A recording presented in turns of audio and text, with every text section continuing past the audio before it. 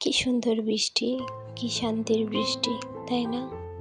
Hello everyone, আসসালামু আলাইকুম। আমি মুক্তা, ঢাকা থেকে বলছি।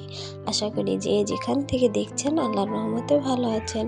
আলহামদুলিল্লাহ, আমরাও ভালো আছি। তো গতকালকের ভিডিওতে বলেছিলাম যে আপনাদের ভাইয়া খিচুড়ি খেতে চেয়েছে, তো আমি খিচুড়িটা রান্না করিনি, আমার দাঁত ব্যথা ছিল। তো এখানে আমি খিচুড়ি রান্না করে নিচ্ছিলাম।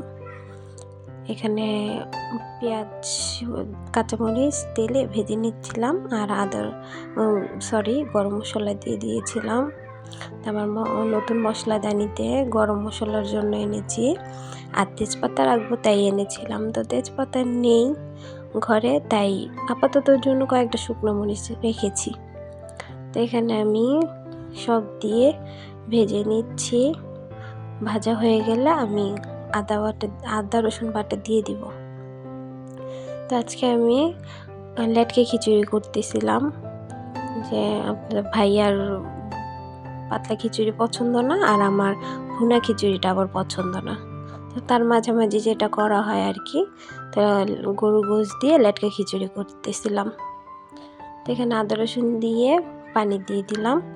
এখন গুঁড়া মশলাগুলো দিয়ে দিব, লবণ দিলাম, তো হলুদ মরিচ দিয়ে, ধনিয়ার গুঁড়ো দিয়ে, গরুর মাংসের একটু মশলা দিয়ে দিব। তো এখানে মশলা দেওয়া হয়ে গেছে, এখন আমি কষাই নিব। তো আমার ভিডিওর শুরুতেই আমার সেই পুরনো কথাটা বলে নিচ্ছি, আমার ভিডিওর কোনো জায়গায় কোনো অংশে আপনাদের যদি একটু ভালো লাগে প্লিজ একটা লাইক করে দিবেন, আর এই ছোট্ট বোনটার পাশে থাকতে প্লিজ একটা সাবস্ক্রাইব করে দিবেন। তো এখানে আমার মশলাটা কষানো হয়ে গেছে, তাই আমি গরু গোশটা একটু দিয়ে দিলাম। গরু গোশ আমি অফ ক্যামেরায় ছোট করে কেটে ধুয়ে নিছি, চাল ডালও ধুয়ে নিছি আমি, পোলার চাল দিয়ে আর মসুরির ডাল দিয়ে গরু গোশ দিয়ে আমি লেটকে খিচুড়ি করব। তো এখানে আমি যা পানি বের হয়েছিল গোশের থেকে ওইটা দিয়ে আমি কষিয়ে নিয়েছি, আর কষানো হয়ে গেলে আমি পানি দিয়ে দিয়েছিলাম। তো এখানে আমার গোশটা হয়ে গেছে, এখন আমি খিচুড়িটা আলাদা রান্না করে নিব। তা আলাদা করার মধ্যে আমি ঘি দিয়ে দিব। ঘিটা দিলে আলাদা একটা ঘ্রাণ আসবে, এর জন্য আরও ভালো লাগবে। তো এখানে ঘি দিয়ে আমি পেঁয়াজ মরিচ দিয়ে গরম মশলা দিয়ে দিব।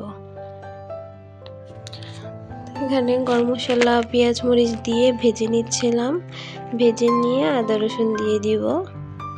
ওটা ইয়ের মধ্যে যেহেতু দিয়েছি গোশের মধ্যে, তাই এটার মধ্যে অল্প দিব। তো পরিমাণ মতো দিয়ে এখন পানি দিয়ে গরু গোশের মশলা যেটা হয় ওইটা একটু দিব, এমনি অন্য কোনো মশলা দিব না, এই মশলাটাই দিব। তো দিয়ে কষাই নিব। তো কষানোর জন্য ঢেকে দিলাম, কষানো হয়ে গেছে। তো কষানো হয়ে গেলে আমি ধোয়া চাল ডালটা দিয়ে দিলাম। তা আমি চাল ডাল মেপে নিই, যতটুকু আমাদের লাগবে ততটুকুই নিয়ে নিয়েছিলাম।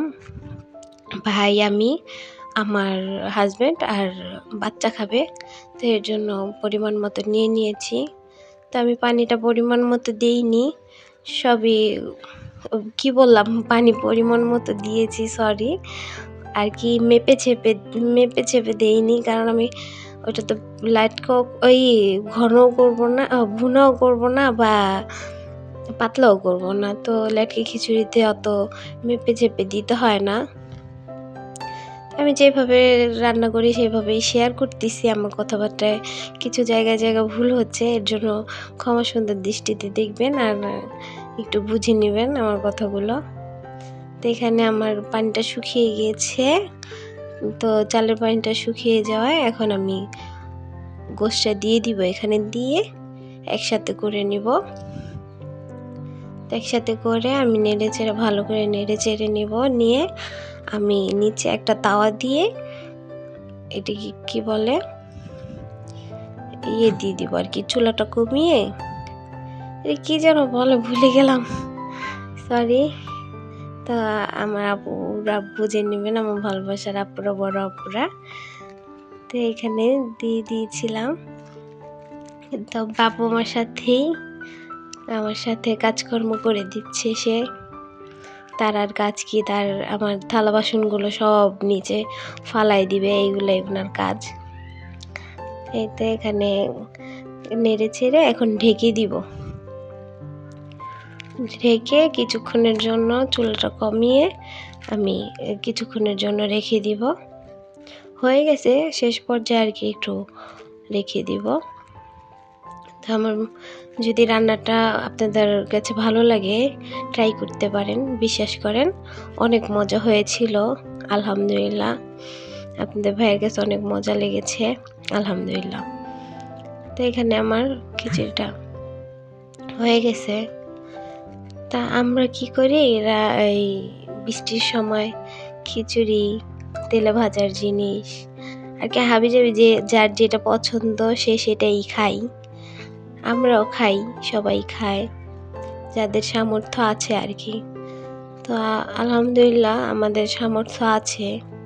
কিন্তু আমি একটা জিনিস ভাবতেছিলাম আজকে রান্না করার সময়, যে সবাই আমরা এরকম করি, আর যারা রাস্তায় থাকে, যারা টিন সিটে থাকে, যে টিনের দিয়া পানি পড়ে, তো বৃষ্টিটা আসলে তাদের কি হয়, তাদের কি একটা অবস্থা হয়, তাই না? ঠিক না?